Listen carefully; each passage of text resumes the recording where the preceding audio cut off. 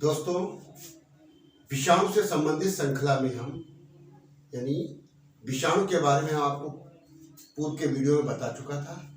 आज मैं विषाणु और उनसे संबंधित रोग और उन रोग से कौन सा अंग हमारा प्रभावित होता है, इस पर चर्चा करेंगे।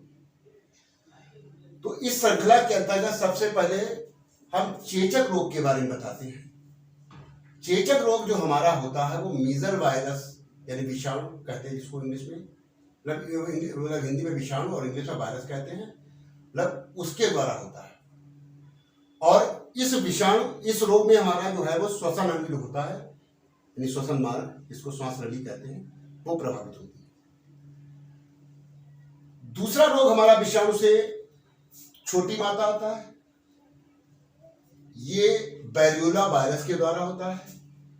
इस रोग में हमारा श्वसन मार्ग और त्वचा मतलब जो है प्रभावित होती है, त्वचा पे दाने टाइप के पड़ जाते हैं। तीसरा रोग हमारा वायरस के द्वारा होता बड़ी मात्रा।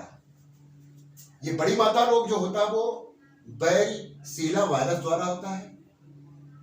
इस रोग में हमारे त्वचा और हमारा खून जो होता है, जिसको रुधिर कहते हैं, ब्लड इंग्लिश में कहते हैं, प्रभावित होता है। ठीक। अगला रोग हमारा वायरस के द्वारा होता है पोलियो रोग। इसको आपने सुना होगा, है ना। ये पोलियो रोग जो होता है वो पोलियो माइलिटिस वायरस द्वारा होता है। और इस रोग में हमारी ग्रसनी, जिसमें हम भोजन ग्रहण करते हैं, और आंत, ये प्रभावित होते हैं।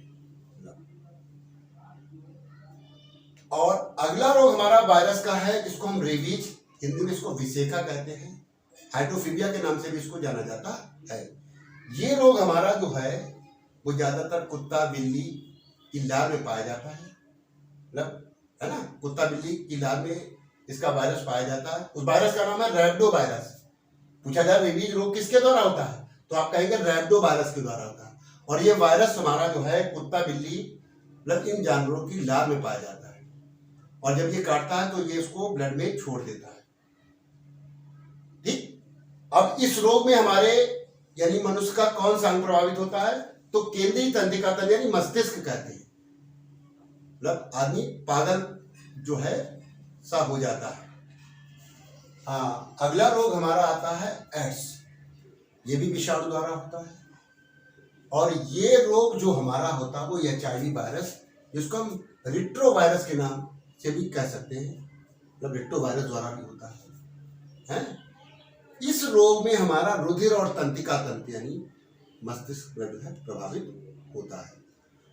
इस रोग में हमारी जो प्रतिरोधक क्षमता होती है वो घट जाती है, बहुत कम हो जाती है। धीरे धीरे आदमी की प्रतिरोधक क्षमता डाउन होती चली जाती है। उसके बाद में अगला रोग जो हमारा वायरस के द्वारा होता है वो सार्स रोग होता है।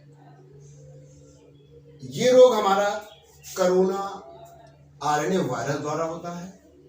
इस रोग में हमारा हृदय, फेफड़े और मस्तिष्क जैसे अंग प्रभावित होते हैं। ठीक। अगला विषाणु द्वारा होने वाला रोग है इन्फ्लुएंजा। ये रोग हमारा आर्थोमिक्सो वायरस द्वारा होता है। और इस रोग में हमारा श्वास नली, जिसको हम श्वसन मार्ग कहते हैं, वो प्रभावित होते हैं, उसमें दिक्कत आ जाती है। अगला रोग हमारा आता है कॉमन कोल्ड। ये रोग भी वायरस द्वारा होता है। इसके वायरस का नाम है रेनो वायरस। ये वायरस हमारी सांस नली, जिसको हम श्वसन मार्ग कहते हैं, उसको प्रभावित करता है। ठीक। अगला रोग हमारा जो आता है वायरस द्वारा होने वाला रोग, डेंगू रोग होता है। इस रोग को फैलाने का काम हमारा एंडीज मच्छर करता है, इसका वाहक है, इसके वायरस को ले जाने का काम करता है। और वो वायरस का नाम है अरबो वायरस। मतलब उसके द्वारा ये रोग हमारा डेंगू होता है। और इस रोग में हमारे जोड़ और मांसपेशियां जैसे अंग प्रभावित होते हैं। ठीक। इस तरह हमारे कंपटीशन की दृष्टि से जो रोग पेपरों में पूछे जाएंगे और उनसे कौन सा अंग और कौन से वायरस के द्वारा ये होता है, उन पे आज हमने चर्चा की।